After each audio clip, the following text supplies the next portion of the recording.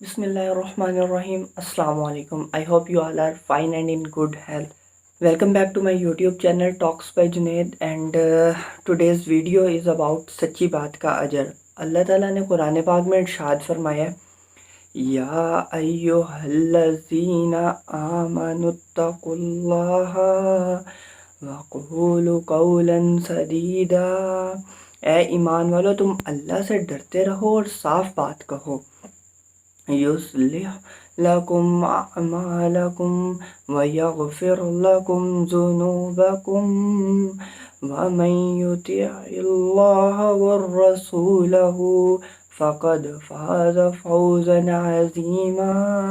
वो तुम्हारे लिए तुम्हारे आमाल सवार देगा और वो तुम्हारे गुनाह बख्श देगा जिसने अल्लाह और इसके रसूल की अताअत की, बेशक इसने बड़ी कामयाबी हासिल कर ली.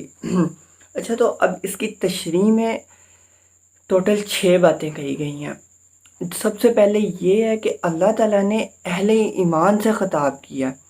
और अब अल्लाह ताला ने अहले ईमान से कैसे ख़िताब किया? इसमें अल्लाह ताला ने कहा है जो लोग सिर्फ ईमान लाए. अल्लाह ताला सिर्फ उनसे बात कर रहे हैं जो ईमान लेके आए हैं, जो ईमान ले आए हैं, मुसलमान हो गए हैं. ईमान का मतलब किसी चीज़ पर दिल से यकीन करना और ज़ुबान से इकरार करना. यानी अल्लाह ताला पर ईमान लेके आए हैं और उन्होंने दिल से इस बात पर यकीन कर लिया और ज़ुबान से इकरार कर लिया सरेआम. तमाम कुरानी तालीमात सिर्फ़ और सिर्फ इन लोगों के लिए हैं जो खुदा की ज़ात पर एतमाद करते हैं, खुदा की ज़ात पर एतमाद रखते हैं, अल्लाह पर यकीन रखते हैं. इस अंदाज़े ख़िताबत में एक अपनायत है, हवालियत है, मोहब्बत और खैर ख्वाही है. और जो दूसरी चीज़ है वो है तकवा. तकवे का आप सबको पता है. तकवा अल्लाह से डरने और बुराई की बातों से बचने का नाम है.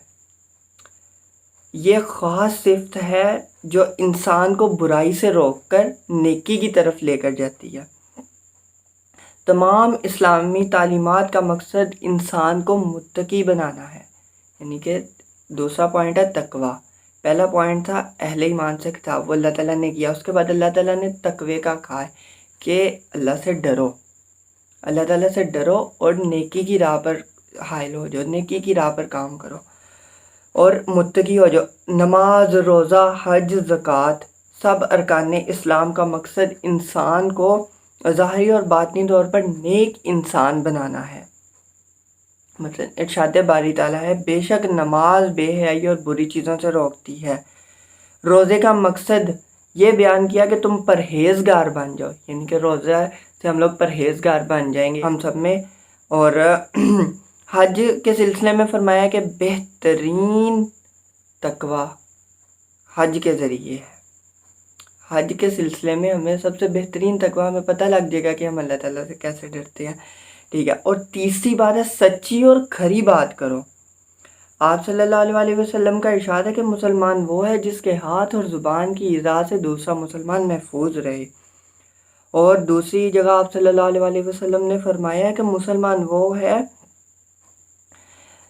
कि जो मुझे ज़ुबान शर्मगाह की हिफाजत की ज़मानत दे, मैं इससे जन्नत की बिशारत देता हूँ.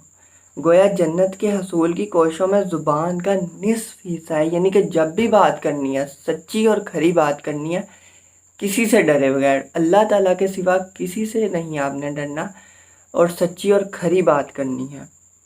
अमाल की दुरुस्तगी. जो आदमी अल्लाह पर ईमान लाता है, अल्लाह से डरता है, सच्ची बात करता है, अल्लाह ताला ने इसके अमाल में रह जाने वाली खामियों और कोताहियों को दुरुस्त करने का वादा किया है. यानी कि जो सच्ची बात करता है, अल्लाह ताला पर ईमान आता है, बिल्कुल वैसे चलता है जैसे आप सल्लल्लाहु अलैहि वसल्लम और अल्लाह ताला ने हमें कहा है, उस रास्ते पे चलते हैं हम सिरात मुस्तकीम पे. तो हमारे जो कोताहियाँ हैं, कमियाँ कोताहियाँ हर इंसान में होती हैं, वो अल्लाह ताला माफ़ फरमा दें. चौथी बात हमने क्या किया? अमाल की दुरुस्तगी.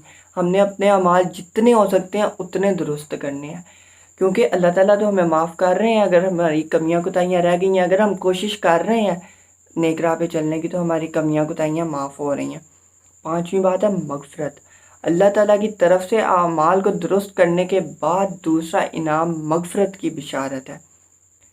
کچھ اعمال جن میں ہماری کمیاں کوتاہیاں رہ جاتی ہیں ان میں اللہ تعالیٰ نے ہمیں معاف کر دیا، اور پانچواں جو ہے اس میں مغفرت آ گئی ہے، یعنی وہ جو ہماری کمیاں کوتاہیاں تھیں وہ معاف کرنے کے بعد دوسرا انعام یہ ہے کہ اللہ تعالیٰ نے ہمیں مغفرت کی بشارت دے دی ہے۔